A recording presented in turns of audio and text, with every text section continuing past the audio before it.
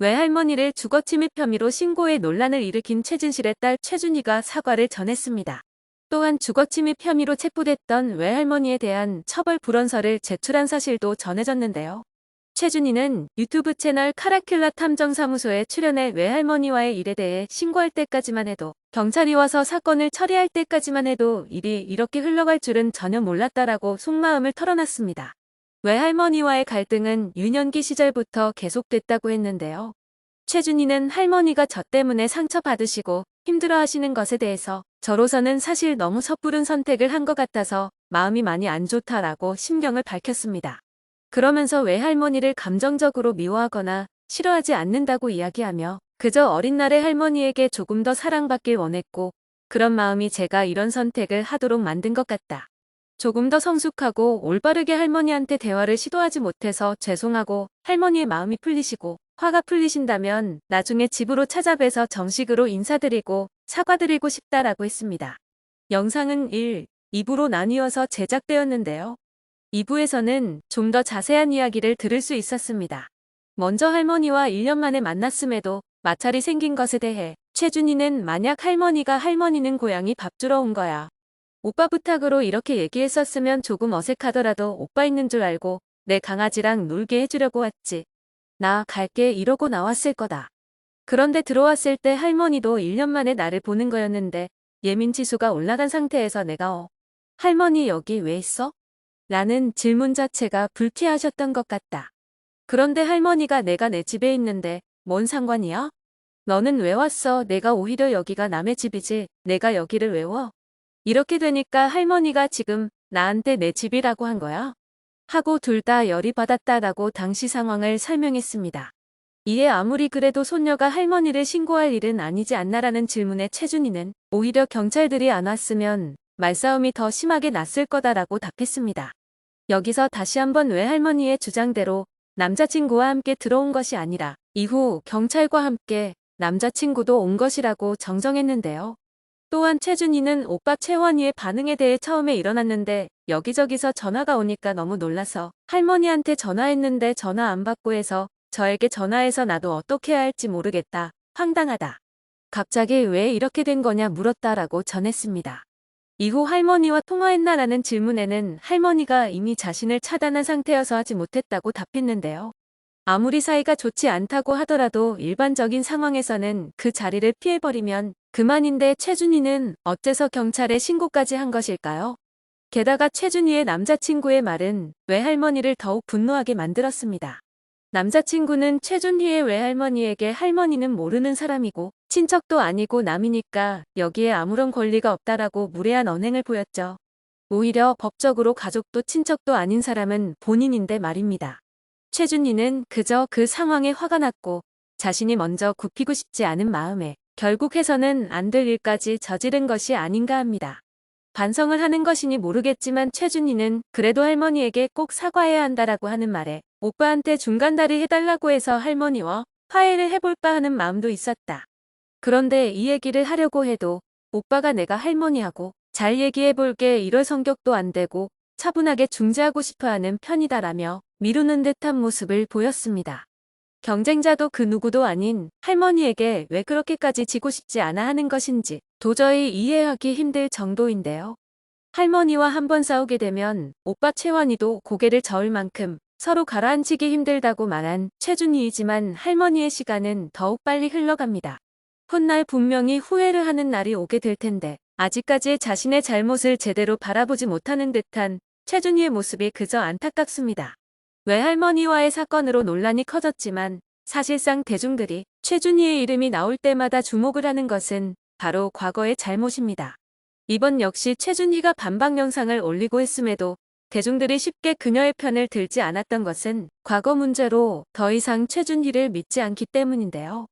유튜브 인터뷰 영상 예고 당시 많은 이들이 학교 괴롭힘 가해자의 이야기를 듣고 싶지 않다. 아직 피해자에게 제대로 사과도 하지 않았다라며 많은 비난을 했습니다. 그리고 이번 인터뷰를 통해 지금까지 피해왔던 이야기를 들을 수 있었습니다. 첫 질문은 단순했습니다.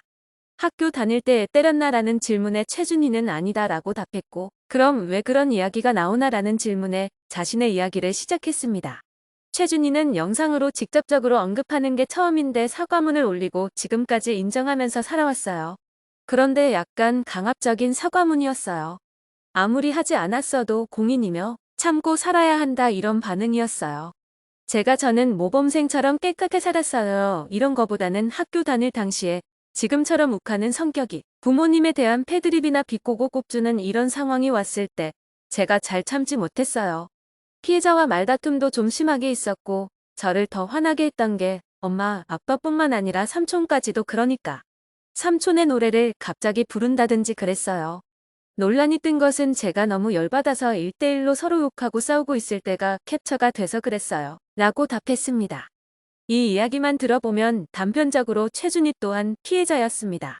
자신의 아픔을 건드렸고 이에 대한 방어였던 것입니다. 그리고 그동안 온라인을 통해 퍼졌던 최준희의 욕설글들은 방어 기제 중 하나였습니다. 과연 그럴까요? 피해자의 이야기는 전혀 달랐습니다. 앞서 최준희의 인터뷰 영상에 올라온다는 예고글에 피해자 담당 변호사의 댓글이 달리기도 했는데요. 자신을 사건 담당했던 변호사라고 소개한 누리꾼은 지켜보겠습니다. 그리고 그 가해에 대해 거짓을 얘기하여 2차 가해를 한다면 좌시하지 않겠습니다.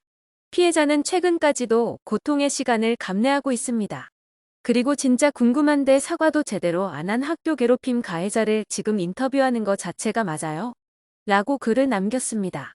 그리고 피해자 담당 변호사로부터 피해자의 입장을 들을 수 있었습니다. 변호사는 자신이 당사자분들의 입장을 전하겠다며 이렇게 이야기를 이어나갔습니다.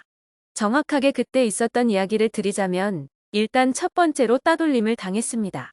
같은 학교를 다니고 친했어요. 가족 여행을 할 때 데려가기도 하고 집에 왔다 갔다 할 정도로 친했는데 근데 따돌림을 시켰고 익명 게시판에 사진을 올려놓고 괴롭혔죠.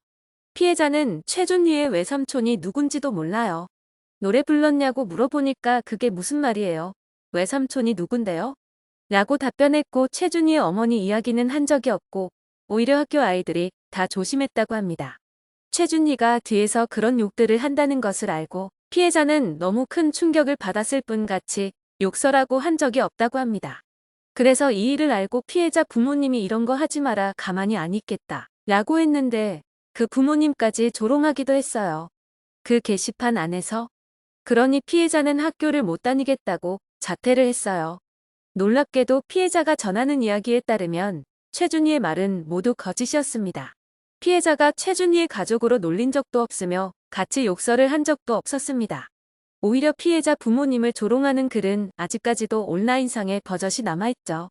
앞에서 친하게 지내면서 피해자를 향한 욕설을 뒤에서 하고 메신저와 메시지로도 욕을 하고 피해자 어머니에게도 욕설을 퍼부었던 것입니다. 이러한 일로 결국 당시 최준희가 다니던 중학교에서는 학교가의 위원회가 열렸습니다. 조치는 황당하게도 서면 사과였습니다. 이 일이 있고 피해 학생과 학생 가족들은 학교에 크게 항의했다고 합니다. 피해 학생은 정신적 고통과 트라우마로 학교도 나가지 못하고 있는데 가해 학생과 피해 학생이 같은 학교를 다니게 할 수 있냐며 피해자 어머니가 위원회 결정에 엄청나게 항의를 했습니다. 하지만 위원회의 결정은 물리적 가해가 있었던 것도 아니고 당사자들끼리 친분이 있던 가운데 인터넷에서 설전을 벌인 걸 가지고 강제 전학까지 처분하는 것은 옳지 않다였습니다. 물리적 가해만 상처를 줄까요? 그렇다면 연예인을 향한 악플들도 처벌 대상이 될 수 없겠죠. 정신적으로 가해를 주는 행위 또한 엄연히 가해입니다. 결국 계속해서 가해자와 함께 같은 학교를 다닐 수 없었던 피해 학생이 자퇴를 했습니다.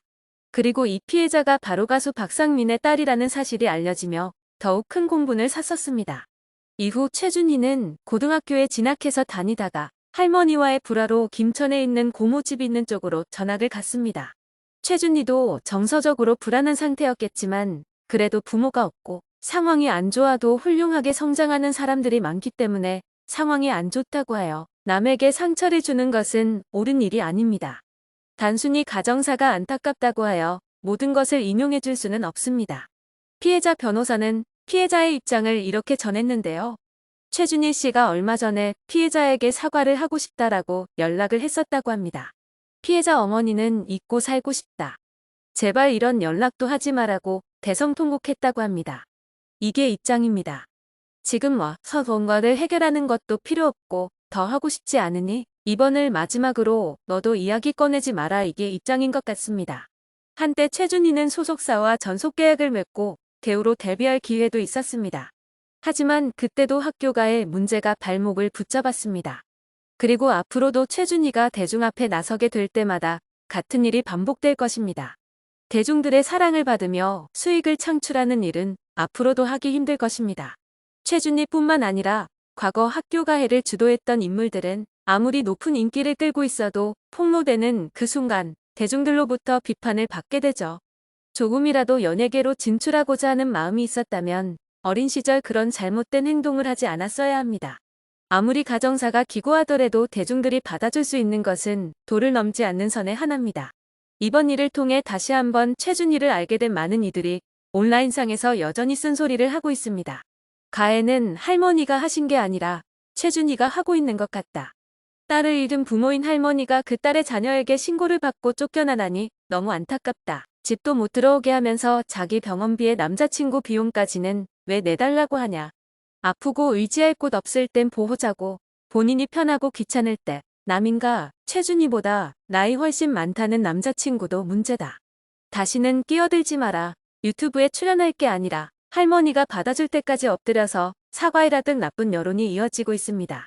대중들이 최준희에게 원하는 것은 더 이상 구설수에 오르지 말고 할머니와 사이좋게 화목하게 지내면서 더 이상 언론에 노출되지 않았으면 하는 것입니다. 부디 이제는 사람들의 관심사에서 벗어나 자신의 과거 잘못들을 반성하며 고요히 지내길 바라겠습니다.